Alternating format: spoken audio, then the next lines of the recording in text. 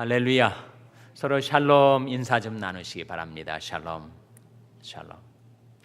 오늘도 금요 성경 공부에 여러분 잘 나오셨습니다. 우리 지난주 암송구절 뭔지 기억하시죠? 지난주 암송구절이 뭐였습니까?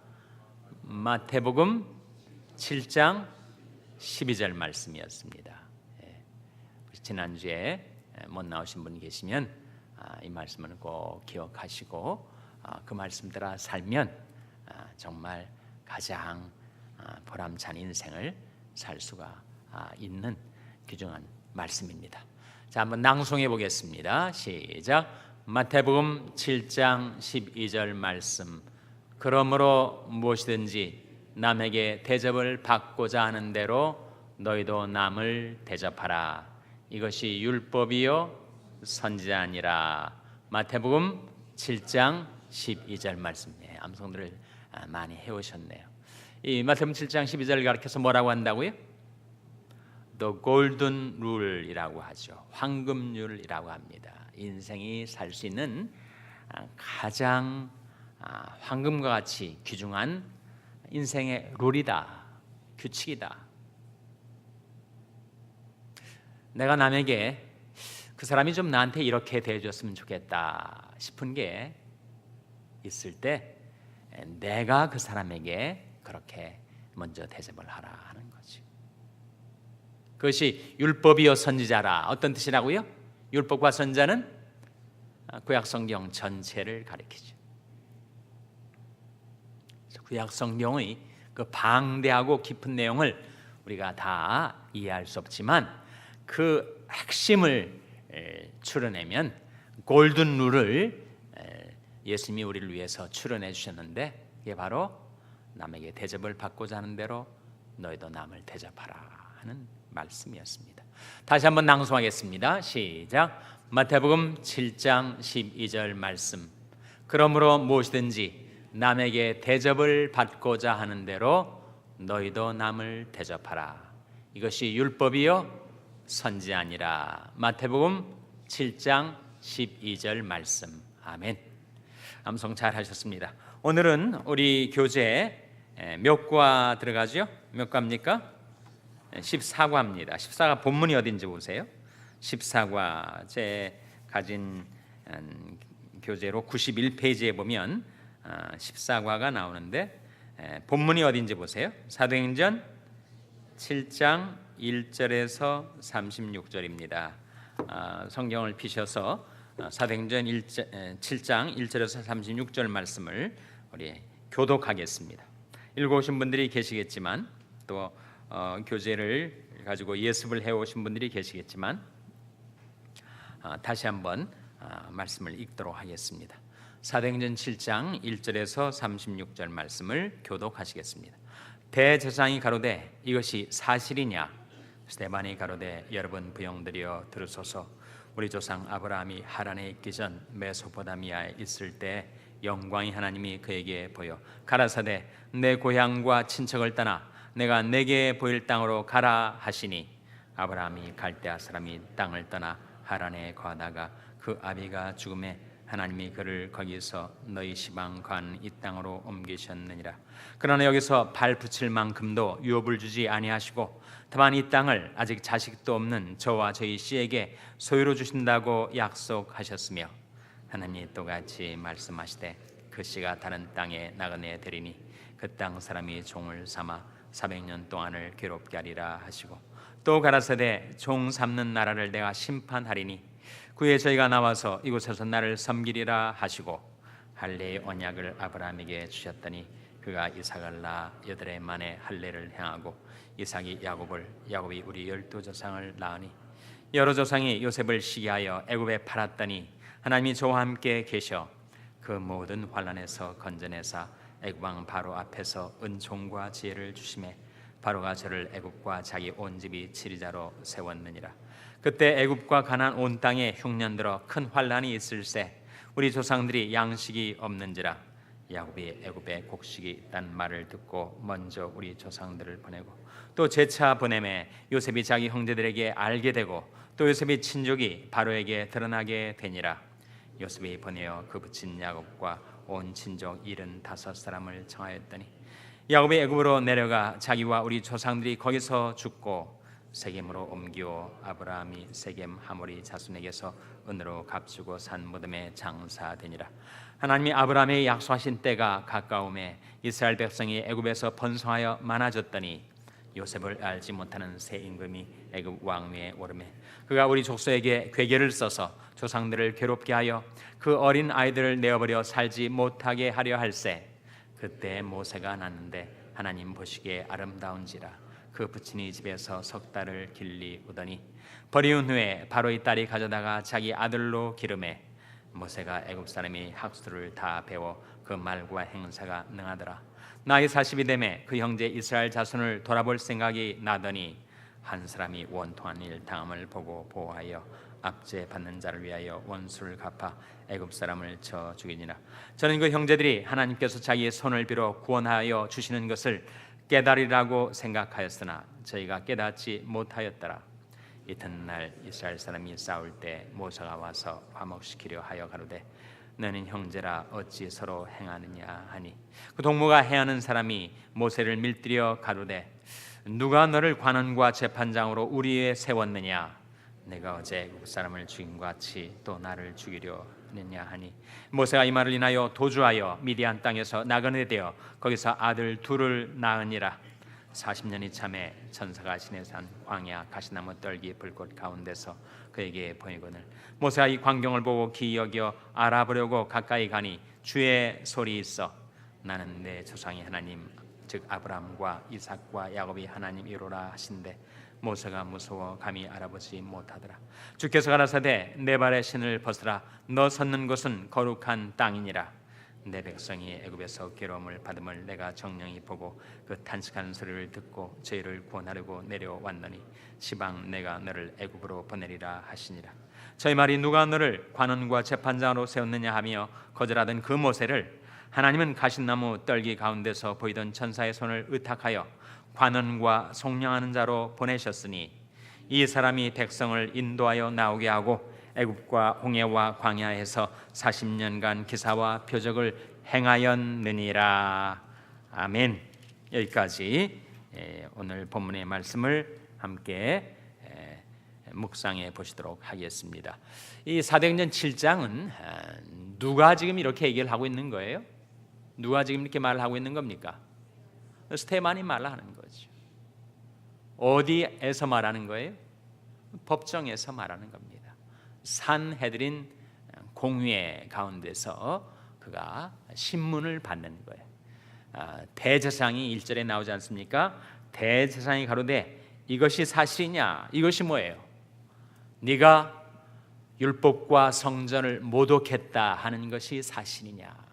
지금 사도행전 7장에 이 스테반의 자기 변명, 자기 확증은 결국은 이 두 가지 초점입니다. 과연 스테반이 성전을 더럽혔는가? 그리고 율법을 모독했는가? 거기에 대한 대제사장의 신문이 있었고 답변이 지금 스테반이 사도행전 7장 전체를 통해서 하고 있는 거예요. 그래서 오늘은 사도행전이 아주 7장이 깁니다. 몇 절까지 있어요? 7장이 60절까지 있지 않습니까? 오늘은 36절까지 말씀 속에 스테반은 이스라엘의 전 역사를 관통하고 있어요. 얼마나 자기 민족의 역사를 그가 정확하게 알고 있었는지. 역사는 반복된다라는 말이 있는데 좋은 역사가 반복되면 좋으련만 우리에게는 불행한 역사가 반복되는 경우가 많은 것이 문제죠. 그래서 역사를 알지 못할 때, 역사에서 교훈을 받지 못할 때 불행한 역사는 반복될 수가 있습니다. 스테반이 정말 구약 성경을 탐독했던 사람이고 자신이 역사를 정통하게 알고 있던 사람임을 우리가 여기에서 발견하게 됩니다. 스테반이 가로되 여러분 부형들이여 들으소서. 2절입니다. 우리 조상 아브라함이 하란에 있기 전에 어디에 있었다고요? 메소포타미아. 메소포타미아가 세계 문명의 발상지 중에 하나인데 갈대아라고도 하죠. 갈대아 또는 메소포타미아에 우르라는 지역이 있었습니다. 우르라는 지역이 아브라함의 고향이었어요. 우르라는 지역이 이 메소포타미아 땅 갈대아 땅에 있었습니다. 갈대아는 뭐고 메소포타미아는 뭔가? 메소포타미아는 주로 지역 이름, 문명 이름을 나타낼 때 쓰고, 갈대아는 민족 이름을 나타낼 때 갈대아 민족이라고 하죠. 그것이 통용되기도 합니다. 그래서 아브라함이 하란에 있기 전에 메소포타미아에 있을 때 영광의 하나님이 그에게 보여 가라사대 내 고향 친척을 떠나 내가 내게 보일 땅으로 가라. 하나님이 갈대아 우르에서 아브라함을 불러내시고 그 어딘가로 보내십니다. 가라. 이것을 가리켜서 신앙적으로 소명과 사명이라고 하죠. 소명은 부를 쏘자 소명, 사명은 사자는 무슨 사자입니까? 보낼 사자 사명. 부를 쏘자 소명과 보낼 사자 사명. 소명은 세상 속에 살던 우리를 컬링 하시는 겁니다. 콜링이 있느냐 뭐 그런 말 하지 않습니까? 소명. 그러니까 하나님이 우리를 세상에서 불러내셨죠. 그래서 교회라는 말을 에클레시아라고 하는데 헬라어로 에크는 from이란 뜻이고 클레시아는 called라는 뜻입니다. 불리움을 받았다. 그래서 무엇으로부터 즉 세상으로부터 불리움을 받은 자가 바로 교회죠. 세상은 하나님이 없습니다. 약속도 없고 소망도 없어요. 우리도 똑같이 그 세상 속에 살던 자들인데 하나님이 세상으로부터 우리를 불러내셔서 교회로 삼아주시고 그 교회에 하나님이 함께 계시고 약속도 주시고 그렇게 우리가 정말 이제는 하나님도 있고 소망도 있는 자로 살게 된 거죠. 그래서 이 소명은 콜링이 되고 사명은 보낼 사자 사명을 영어로는 뭐라고 하죠? 뭐라고 합니까? 미션이라고 하죠. 미션. 선교라고도 하지만 사명은 미션입니다. 미션은 어디서 나오는가? 라틴어 미테레라는 말에서 나왔는데 미테레는 영어로 to send 그런 뜻입니다. to send 보내다. 재미있는 얘기 하나 할까요? 제가 동부에서 목회할 때 아주 그냥 교회밖에 모르는 장로님 부부가 있었어요. 하여튼 그분들은 교회, 집, 가게 항상 삼각형으로만 움직였습니다. 교회, 집, 가게, 교회, 집, 가게. 어느 날 정말 시간이 나가지고 우리가 한번 이 시간에 영화를 보러 가자. 그래서 영화를 큰맘 먹고 몇 년 만인지 영화를 보러 갔는데 영화를 보려면 좀 우리가 그래도 좀 신앙적으로 도움이 될 영화를 봐야 되지 않겠는가. 그래가지고 영화 제목을 봤더니 미션이 들어가는 게 있더라고요. 미션. 그래서 무슨 선교사의 선교 활동에 대한 영화구나. 우리한테 꼭 맞는 영화다 해가지고 들어가서 영화를 봤는데 이상하게 선교하는 얘기가 안 나오고 막 싸우는 얘기가 나오는 거예요. 그 사이언톨로지에 있다가 빠져나온 유명한 영화 배우 누구 있습니까? 탐 크루즈가 나오고 막 계속 총싸움하고 막 싸우는 영화 스토리가 전개가 돼서 이거 예고편인가 싶었는데 끝까지 싸우는 얘기가 나오고 선교 얘기가 안 나오더래요. 나중에 영화 제목이 뭔가 봤더니 미션 임파서블이었다는 거예요. 전달이 안 되신 것 같아요. 그러니까 미션만 보고 선교 영화다 생각을 했는데 그것이 엉뚱한 다른 영화였다는 겁니다. 그래서 미션이란 말은 라틴어 미테레에서 나는데 그것은 to send다, 보내다. 그래서 미션은 어떤 목적을 향하여, 하나님 주신 사명을 향하여 보냄을 받는 거죠. 그러니까 하나님은 세상에서 우리를 불러내셔서 컬링하셔서 그 다음에 sending 하시는 거죠. 세상에서 불러내셔서 하나님 앞에 있게 하시고 우리를 준비시켜서 다시 세상으로 우리를 파송하시는 겁니다. 파송.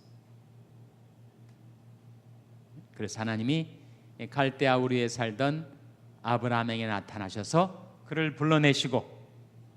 불러내셔서는 너는 약속의 땅으로 가라, 사명을 주시고 그를 보내시죠.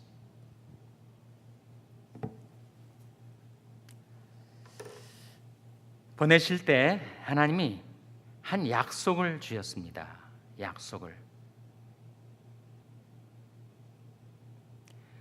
5절에 보시면 이런 말씀이 나오죠. 그러나 여기서 발 붙일 만큼도 유업을 주지 아니하시고 다만 이 땅을 아직 자식도 없는 저와 저희 씨에게 소유로 주신다고 뭐 하셨다고요? 약속하셨습니다. 약속. 하나님은 하나님의 백성들에게 약속을 주시고 그 약속을 소망 삼아 살아가게 하시고 때가 차면, 때가 되면 하나님이, 우리는 그 약속을 잊어버리고 살았는데 하나님은 약속을 한순간도 잊어버리신 적이 없어요. 오랜 세월이 흘러도 그 약속을 기억하시는 하나님은 하나님이 때에 그 약속을 이루어 주십니다. 그것이 성경이 보여주는 promise and fulfillment, 약속과 성취라는 거예요. 지금 스데반이 말하고 있는 이스라엘의 역사가 한 몇 년을 커버하는 역사의 기간인지를 한번 생각을 해보세요. 우리가 기본적인 그 타임 프레임을 가지고 있는 것이 필요합니다. 우리가 지금 21세기를 살고 있는데 예수님은 지금부터 몇 년 전에 계셨어요? 예수님은 지금부터 2000년 전에 계셨죠. 그 예수님이 오시기 전을 BC라고 하고 예수님이 오신 이유를 AD라고 하지 않습니까? BC는 뭐의 약자죠? BC는 Before Christ, 그리스도 이전에라는 거죠. 여기 B하고 C를 따가지고 BC를 주전, AD를 주후. 이 AD는 어디서 나는가? AD는 영어는 아니고 AD는 아노 도미니의 약자입니다. 여기 A가 있고 D가 있지 않아요? AD. 아노 도미니는 정확히 영어로 번역하면 in the year of the Lord라는 뜻입니다. 라틴어로 주님의 해로 라는 뜻이에요. 그래서 BC를 주전이라고 하고 AD를 주후라고 하죠. 우리가 살고 있는 지금 시간으로부터 예수님의 때까지를 시간상 2000년이 세월입니다. 2000년. 다음에 이 예수님부터 아브라함 때까지, 물론 그 아브라함 이전도 거슬러 올라갈 수 있겠습니다만 아브라함 때까지 이 기간이 얼마라고요? 이 기간이 2000년이에요.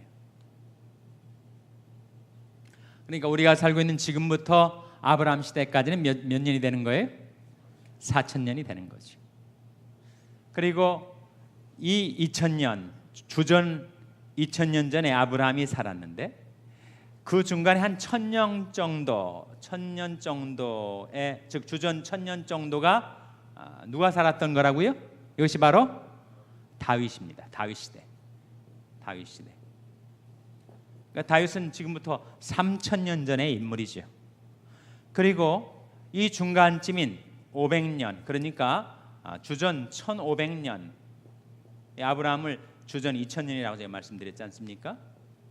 주전 1500년경에 있었던 인물이 바로 누구냐면 모세입니다. 모세. 대략적인 타임 프레임이에요.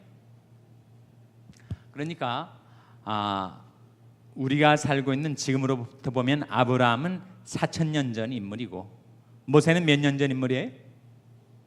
3,500년 전 인물이고 다윗은 3,000년 전 인물이고 예수 그리스도는 2,000년 전에 이 세상에 오셨고 그런 대략적인 이 시간의 간격을 또는 시간의 틀을 여러분이 기억을 하시기 바랍니다.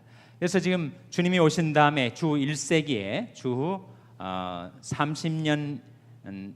30년대 지금 스테반이 사내리든 공회 앞에서 지금 이스라엘 역사를 회고할 때 그 스테반이 살았던 시대로부터 2000년의 시간을 지금 커버하면서 얘기를 하고 있는 거예요. 아브라함 때 어땠고, 그리고 아브라함의 아들 이삭과 야곱, 요셉, 그리고 모세, 그리고 다윗, 이렇게 이스라엘 역사를 쭉 훑어 내려오고 있는 것입니다.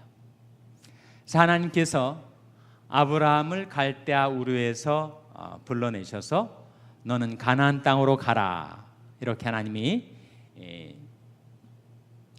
명하시고 아브라함이 그 하나님의 부르심을 따라서 가나안 땅에 들어와 살 때 발 붙일 만한 땅 되게 하나 주지 않으시고 대신 약속을 주셨다. 이 땅을 너와 내 자손에게, 내 씨에게 주겠다. 약속을 하시고 나서는 너희 후손들이 400년 동안 이방 민족에게 가서 종사를 할 것이다.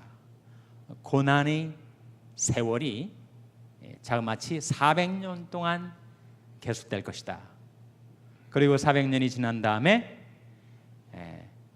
그를 애굽에서부터 구출해내기 위하여 하나님이 부르시고 보내신 인물이 바로 모세였다는 거죠. 그러니까 아브라함, 이삭, 야곱, 그리고 요셉, 그때 이제 애굽으로 들어가 가지고 한 400년 있다가 모세를 통해서 출애굽의 역사가 일어나는 것이죠. 그래서 5절에 약속이란 말이 나오고 또 한 번 약속이란 말이 사도행전 17장에 한 번 더 나옵니다. 사도행전 7장에 몇 절에 나와요? 5절에 약속 나왔죠. 그리고 17절에 약속이란 중요한 단어가 다시 한번 나타납니다. 자, 17절 말씀 같이 읽겠습니다. 시작. 하나님이 아브라함에게 약속하신 때가 가까움에 이스라엘 백성이 애굽에서 번성하여 많아졌더니, 여기에 하나님이 아브라함에게 약속하신 때가 가까울 때 하나님이 그 약속을 기억하시고 그 약속을 이루시고 있음을 보여주고 있는 말씀이죠. 그래서 성경의 하나님은 약속의 하나님이십니다. 우리가 신앙으로 산다는 것은, 믿음으로 산다는 것은 결국 하나님의 약속을 붙들고 살아가는 것을 뜻하죠. 아브라함이 후손인 이스라엘 민족도 하나님이 주셨던 약속을, 물론 그들이 잊어버린 때도 있었지만 고난 가운데서 약속을 기억해내고 그것을 붙들고 그 약속이 이스라엘 민족을 지탱해 주었다고 할 수 있어요. 우리 신앙인들도 약속을 의지해서 살아가는 자들입니다. 여러분의 인생 가운데 하나님이 어떤 약속을 주셨는지 사람마다 다를 수 있겠죠. 정말 신앙의 비밀처럼, 보석처럼 여러분이 가슴속 깊이 간직해두고 그것을 의지해서 살아가는 여러분에게 주어진 약속이 있을 거예요. 그 약속을 잊어버릴 때가 우리가 종종 있습니다. 그러나 하나님은 단 한순간도 그 약속을 잊어버리질 않으세요. 항상 하나님은 당신이 우리에게 하신 약속을 늘 기억하고 계십니다. 그리고 우리에게도 그 약속을 의지해서 사는 법을 배우게 해주세요. 제게도 물론 있습니다. 제게도 제가 정말 보석처럼 귀중히 여기는 약속이 몇 가지 있습니다. 많지는 않아요. 10손가락 안에 들어있는 제게 주어진 약속이 있습니다. 그 약속이 저한테 늘 힘을 주고 또 제가 낙심하고 제 믿음이 흔들릴 때 그 약속이 저를 지탱해 줍니다. 언제 기회가 되면 여러분에게 주신 약속이 무엇인지, 여러분이 하나님께 받은 약속이 무엇인지 제가 정말 듣고 싶습니다. 한 사람 제가 존경하는, 그리고 여러분 이야기를 했던 루븐 아초토레이라는 인물이 있습니다. 루븐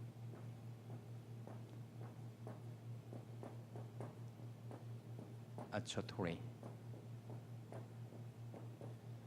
영어 이름이, 자기 본래 이름이 R.A. 토레이라고도 하죠. 한국 이름으로는 대천덕. 대자에 한자 이을 대자가 있어요. 천덕, heavenly virtues, 하늘의 덕을 이고 사는 사람, 그런 뜻을 지니고 있는데 성공회 신부였습니다. 성공회는 가톨릭 신부와 달리 성공회 신부는 결혼을 해요. 아시겠지만 가톨릭 신부는 그 인위적인 제도로 사람을 그렇게 결혼 못하게 묶어두니까 가톨릭 성자들이 온갖 성추문에 휘둘리고 있지 않아요? 왜 그렇게 해놨는지. 물론 독신으로 전적으로 주님을 위해서 살도록 하는 것까지는 좋았는데 인간이 자연적인 본성을 거스리는 거 아니에요? 그러니까 그 제도를 뚫고 인간이 성욕, 인간이 정욕이 분출될 때 온갖 스캔들이 일어나는 거 아닙니까? 그런 것에 비하면 가톨릭과 달리 성공회는 신부들인데 파더라고 부릅니다. 그런데 결혼을 해요. 자녀들도 낳고. 이분이 1950년대에 강원도 한국으로 오셔가지고 원래는 장로교인이었어요.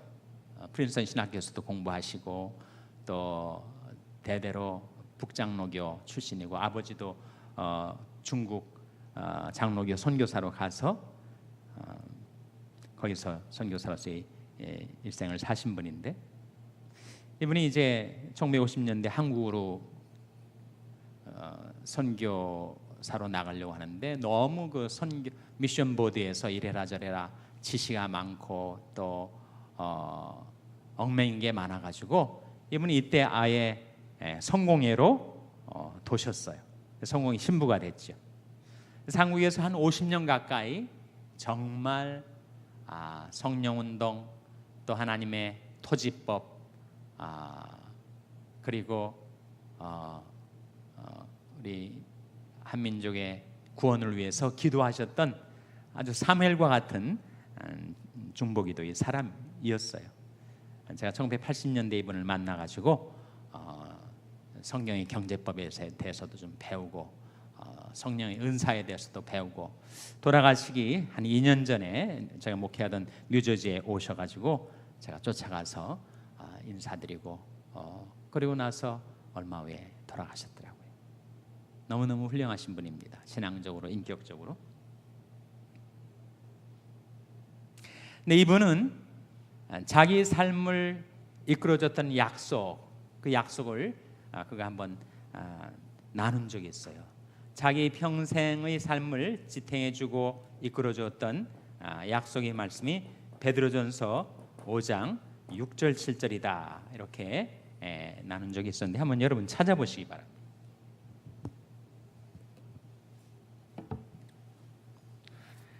베드로전서 5장 6절 7절.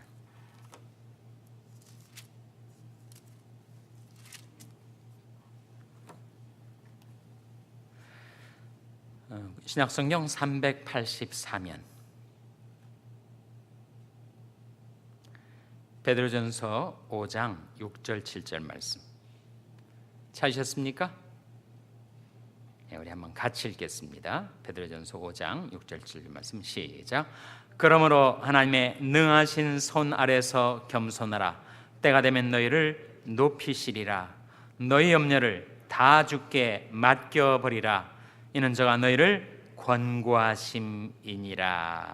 이 말씀이 자기 일생을 붙들어주고 지탱해줬던 말씀이다. 그렇게 얘기를 합니다. 정말 그가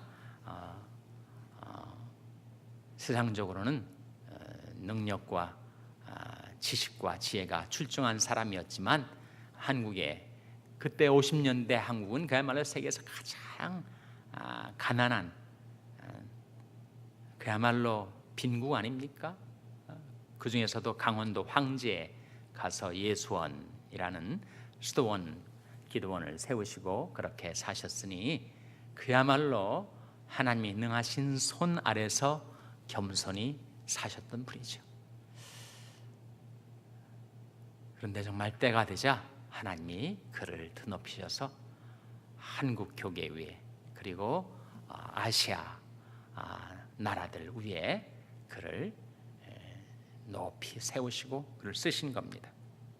제가 최근에 본 책 제목 좀 읽어봤습니다만 너무 책 제목이 특이하고 은혜가 돼서 소개를 해드리면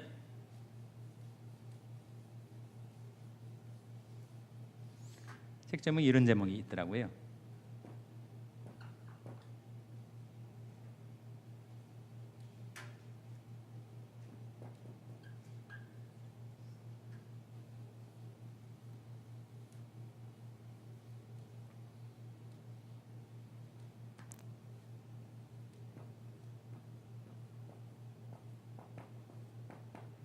Embracing Obscurity라는 제목이에요.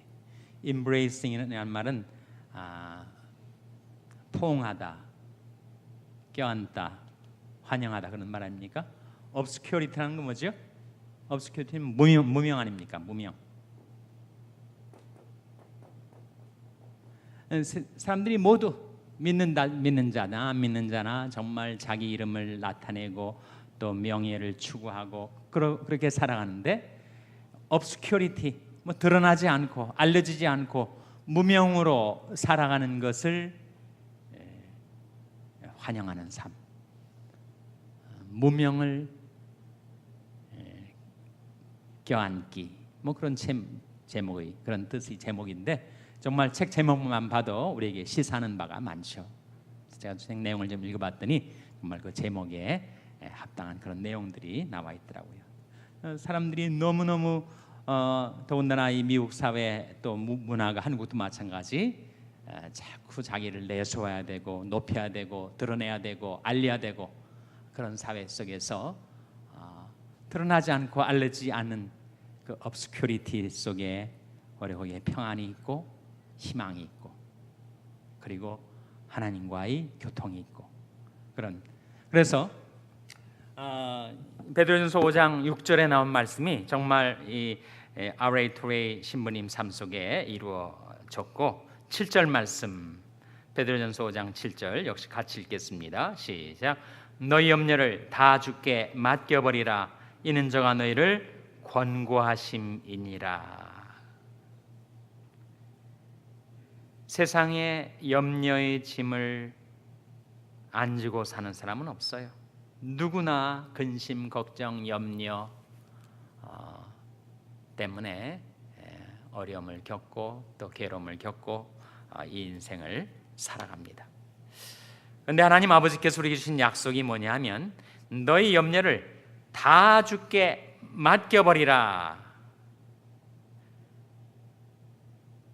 이는 저가 너희를 권고하심이니라. 권고한다는 것은 이때 권면하다 이 뜻이 아니라 돌아보신다 이 뜻이죠. 하나님이 care for 하신다는 겁니다. 그러니까 하나님이 우리를 돌보고 계시니 모든 염려를 다 맡겨라. 하루를 살아도 이런저런 염려가 내 마음속에 들어올 때 그 염려를 마음속에 받아들이지 말고 그 염려에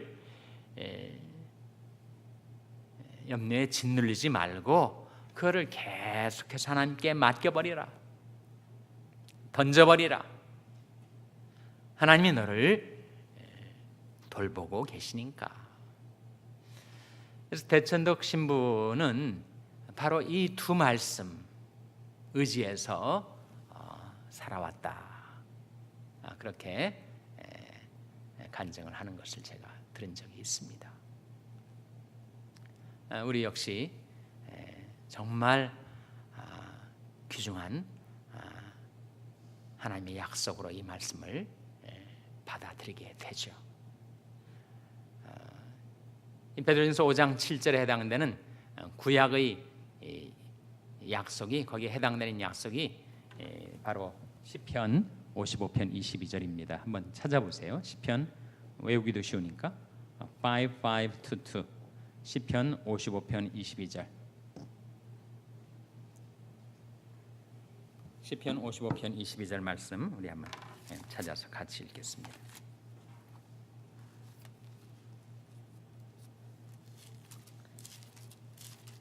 시편 55편 22절. 찾으셨습니까? 네. 금요성경 꿈에 나오신 분들은 성경 찾는 속도가 좀 빠르신 것 같네요. 네. 자, 시편 55편 22절 같이 읽겠습니다. 시작. 내 짐을 여호와께 맡겨버리라. 너를 붙드시고 의인의 요동함을 영영히 허락지 아니하시리로다. 내 짐을 여호와께 맡겨버리라. 염려의 짐이든 근심의 짐이든 내가 처리하지 못하는 감정상의 짐이든 우리가 인생을 살면서 겪게 되는 온갖 짐들을 여호와께 맡겨버리면 어떻게 된다고요? 약속이 뭡니까? 너를 붙드시고 은혜의 요동함을 영영히 허락지 아니하시리로다. 연약한 우리들의 인생, 휘청거리는 우리들의 삶을 하나님께서 붙들어 주시고 지탱해 주시고 sustain 해 주시겠다. 이 베드로전서 5장 7절하고 정확하게 상통하는 말씀 아니에요? 너 염려를 다 주께 맡겨버리라. 이는 저가 너를 권고하심이니라 하는 말씀하고 내 짐을 여호와께 맡겨버리라. 너를 붙드시고 은혜의 요동함을 영영히 허락지 아니하시려다 하신 말씀하고 정말 일치되는 말씀 아닙니까? 그래서 여러분이 이런 성령의 약속을 정말 귀중히 여기시고 마음속에 간직하시고 수시로 그 말씀 의지하시고 그 말씀을 힘입어서 살아가시기를 바랍니다. 시간이 없어서 그렇지만 딱 한 말씀, 한 약속만 더 나누고 싶은데 우리가 매일매일 살아가면서 이렇게 겸손하게 또 염려의 짐을 하나님께 맡기며 평강 가운데 살아갈 수 있도록 하는 약속과 더불어 우리에게 정말 필요한 약속이 우리 삶의 진로에 대한 약속 아닙니까? 여러분, 진로의 문제는 청년 시절 또는 사춘기 시절에만 고민이 아니고 언제나 진로의 문제는 우리의 고민거리고 기도 제목입니다. 내가 어느 길로 가야 할까? 어떤 사업을 해야 될까? 어디에 살아야 할까? 뿐만 아니라 언제 은퇴해야 될까? 다 우리 진로에 관한 고민 아니겠어요? 그렇게 우리 인생길에 서게 되는 그 갈림길에서 그 기로에서 우리에게 놀라운 인도에 대한 약속이 있는데 그 말씀을 여러분과 나누고 싶습니다. 바로 시편 37편 5절 말씀이에요. 짧은 말씀이니까 그럼 이 말씀을 꼭 찾아보시고 이 말씀을 정말 마음속에 새겨 넣으시기를 바랍니다. 그리고 이 말씀을 암송하시기를 바라요. 사실은 이 말씀이 다음 주 암송 구절이거든요.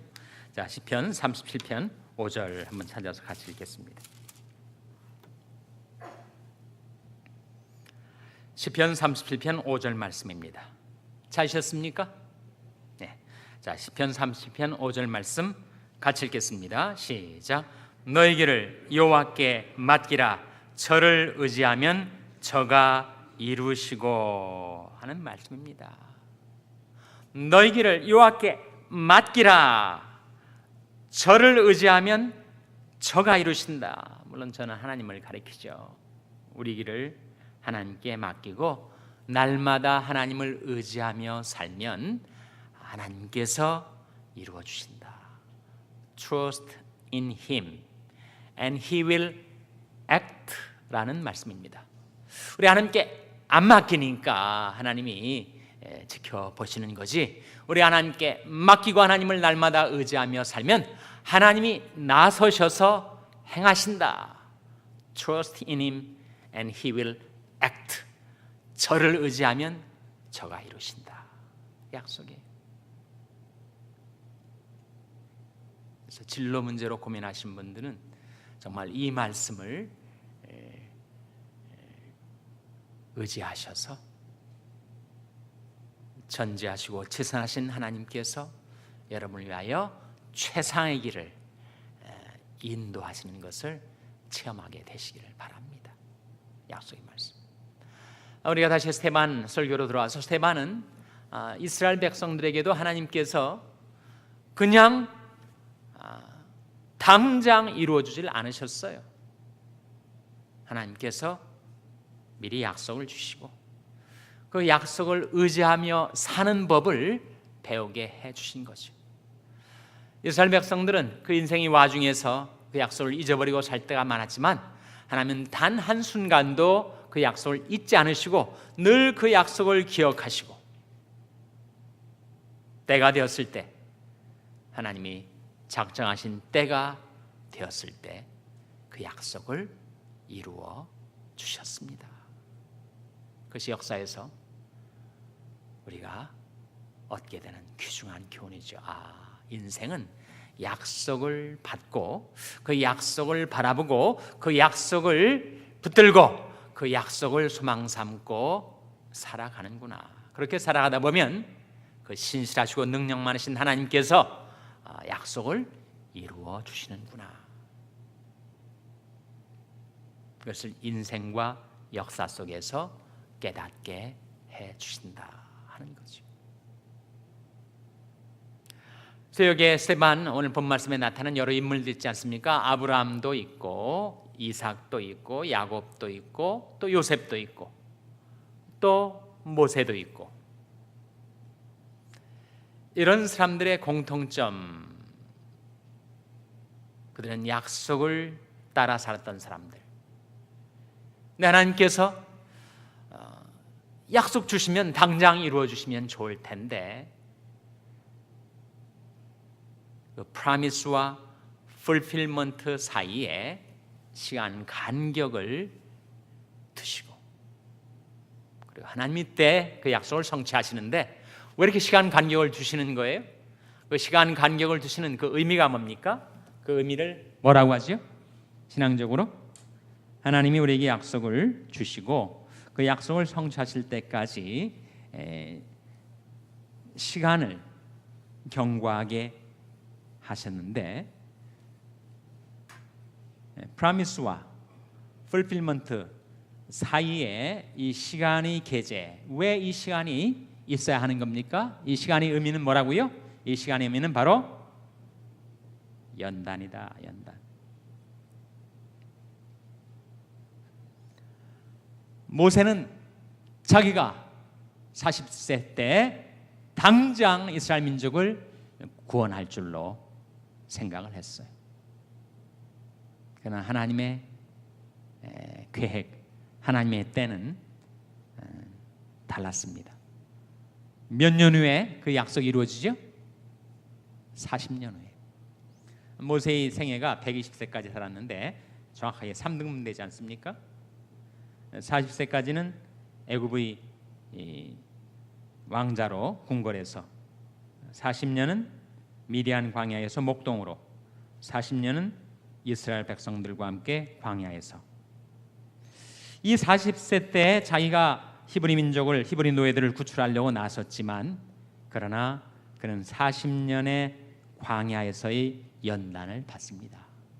그리고 40년 동안 이스라엘 민족과 광야에서 이스라엘을, 히브리 오합지졸들을 이스라엘 민족으로 확립시키는데 그가 쓰임을 받죠.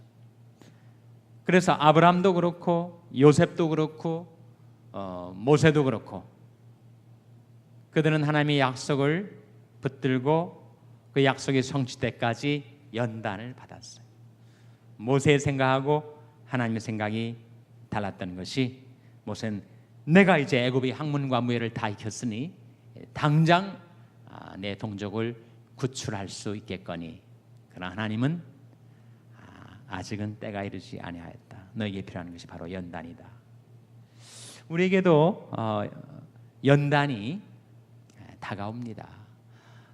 우리 신앙인들에게 다가오는 연단 여러 가지 있겠지만 세 가지로 좀 요약을 해서 생각을 해보면, 하나님은 우리를 연단하실 때, 우리 신앙과 인격을 연단하실 때 무엇을 통해서 우리를 연단하시죠? 첫째는 사람을 통해서 연단하십니다. 사람. 하나님께서 사람들을 통해서 나를 연단하세요. 내가 정말 인격적으로 모나고 문제가 많은 사람인데, 여러 사람들과 더불어 살아가면서 정말 나의 모난 성품을 다듬으시고, 그리고 나의 교만한 마음을 낮추시고, 내 안에 있는 여러 가지 욕심을 떨쳐버리게 하시고, 사람들을 통해서 나를 연단하시죠. 사무엘하 7장 14절 한번 보시기 바랍니다. 사무엘하 7장 14절에 보시면 사람을 통해서 우리를 연단하시는 하나님의 방법이 나옵니다. 사무엘하 7장 14절 말씀 찾아서 우리 한번 같이 읽겠습니다. 사무엘하입니다. 사무엘하 7장 14절 찾으셨어요? 한번 같이 읽겠습니다. 사무엘하 7장 14절 말씀 같이 읽겠습니다. 시작. 나는 그 아비가 되고 그는 내 아들이 되리니 저가 만일 죄를 범하면 내가 사람 막대기와 인생 채찍으로 징계하려니와.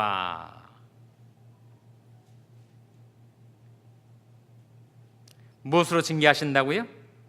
사람 막대기와 인생 채찍으로 징계하신다.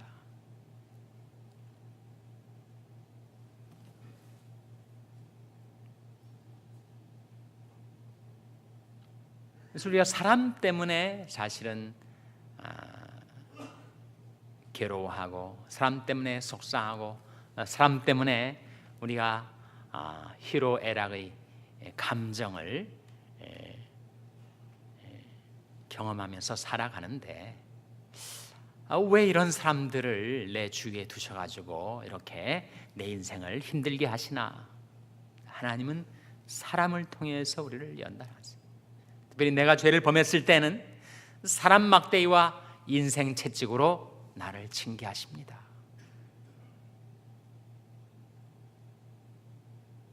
내가 또 기고만장해졌을 때는 사람들이 내 머리를 타고 지나가게 하세요. 내 위를 워크오버하게 해주십니다. 내 마음대로 내 멋대로 자유롭게 살고 싶을 때는 나를 그물에 들어가게 하세요. 내 허리에다가는 묵직한 짐을 얹어 놓으십니다. 내 인생이 왜 이렇게 답답하고 이렇게 제약을 당해야 되는가? 하나님께서 우리를 하면 그런 삶의 제약, 한계 속으로 우리를 밀어 넣으시고 거기를 통과케 하시는 거죠. 시편 66편 10절 한번 보시기 바랍니다. 시편 66편 10절 말씀.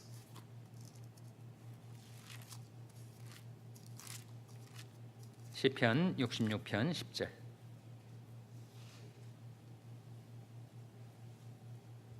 구약성경 847면 시편 66편 10절 말씀 찾으셨습니까? 같이 읽겠습니다. 시작. 하나님이여 주께서 우리를 시험하시되 우리를 단련하시기를 은을 단련함 같이 하셨으며, 하나님이 우리를 연단하신다는 거예요. 테스팅 하신다는 겁니다. 하나님이여 주께서 우리를 시험하시되 우리를 단련하시기를 은을 단련함 같이 하셨으며, 11절에 우리를 끌어 어디에 들게 하시며 라고 했습니까? 그물에 들게 하시며, 어려운 짐을 우리 어디에 두셨다고요? 우리 허리에 두셨으며, 12절에 사람들로 우리 어디 위로 타고 가게 하셨다고요? 우리 머리 위로 타고 가게 하셨다. 사람들로 우리 머리 위로 타고 가게 하셨어. 내가 세상에 제일 잘난 사람인 줄 알았는데 사람들이 막 내 머리 위를 짓밟고 지나가요. 워크오버 하는 거예요. 그때 내 모든 자만, 내 모든 교만이 꺾어지고, 나는 별 수 없는 자였는데 내가 이렇게 교만했구나. 사람들로 우리 머리 위로 타고 가게 하셨나이다. 우리가 불과 물을 통행하였더니 주께서 우리를 끌어내사 어디에 들이셨다고요? 풍부한 곳에 들이셨나이다. 하나님이 약속을 주시고 그 성취 때까지 연단은 받게 하시되 때가 되면 우리를 풍부한 곳으로 이끌어 내시는 하나님. 그래서 하나님이 우리를 단련하신 첫 번째 도구는 사람입니다. 두 번째 도구는 물질이에요. 물질로 인해서 우리는 많이 연단을 받습니다. 어떤 때는 너무 궁핍해서 물질 때문에 연단을 받고, 또 어떤 때는 너무 물질이 풍요로워서 그것 때문에 연단을 받게도 되죠. 여러분도 궁핍함으로 인하여 받은 연단이 기억나실 거고, 또 풍요로운 것 같았는데 내가 시험을 당하고 연단을 받았던 그런 인생의 대목도 기억을 하실 거예요. 우리 육체를 지닌 인간이기 때문에 물질은 반드시 없어서는 안 될 그야말로 necessities인데, 이 물질 때문에 우리가 연단을 받아요.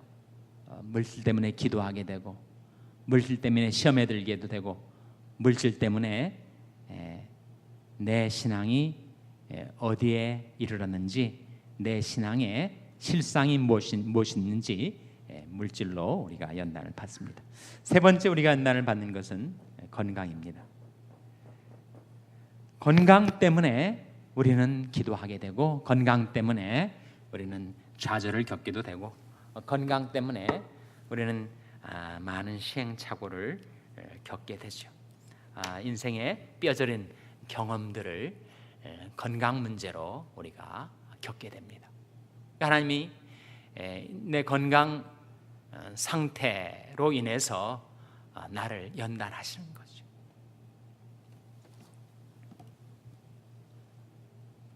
잠언 18장 14절에 보시면 그런 말씀이 나옵니다. 사람의 심령은 그 병을 능히 이기려니와 심령이 상하면 그것을 누가 일으키겠느냐. 제가 신방하다 보면 연세가 많고 건강으로 어려움을 겪는 분들을 대하면 누가 결국은 정말 어려운 질병을 다 견뎌내시고 회복이 되시는가?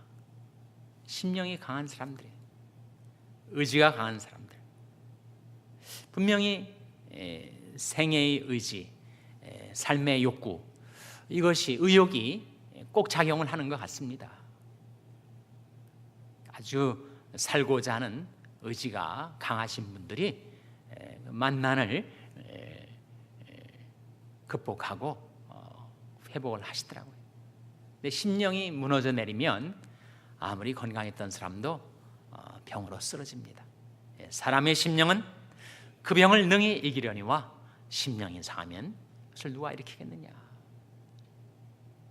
건강 문제 때문에 우리가 더 하나님을 가까이 하게 되고 기도하게 되고 그리고 의지하게 되죠.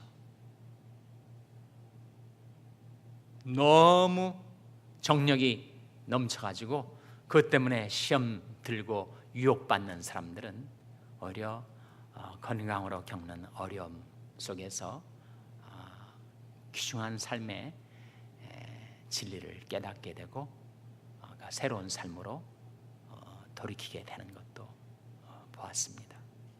베드로전서 4장에 나오는 말씀인데 육체의 고난을 당한 자가 죄를 그쳤음이니 그 후로는 다시 사람이 정욕을 좇지 않고 오직 하나님의 뜻을 좇아 육체의 남은 때를 살게 하려 함이니라 하는 말씀이 나오는데 건강으로 우리가 연단을 받는 거예요.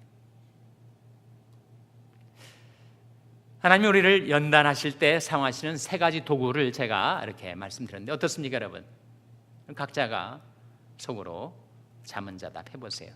하나님은 나를 단련하실 때 뭐를 더 많이 쓰셨는가? 사람을 쓰셨는가? 물질을 쓰셨는가? 건강을 쓰셨는가? 오늘 공과는 시간이 돼서 우리가 그 질문을 읽기만 하고 이미 답을 우리가 다 발견했으니까 94페이지 보세요. 94페이지. 질문을 다 다루진 않고 몇 가지만 다룬다고 말씀드린 바가 있습니다. 3번에 보시면 아브라함이 하나님을 섬기고 복을 받으려면 먼저 고향을 떠나야만 했다. 그 이유 가운데 하나를 여호수아 24장 2절 3절을 가지고 말해보라. 왜 갈대아 우리에 있던 아브라함을 하나님이 불러내시고 가나안 땅으로 보내셨을까? 왜 그랬다고요? 여호수아 24장에 보면 갈대아 우리에서 그 아브라함의 아버지 데라와 그 조상들이 대대로 뭘 섬겼어요? 우상을 섬겼단 말이에요. 이방 신들을 섬겼어요. 그래서 아브라함을 거기에 두었다가는 도저히 그가 믿음의 조상으로 세워지지 못할 것을 하나님이 보시고 아예 거기서부터 격리 조치를 시킨 거지.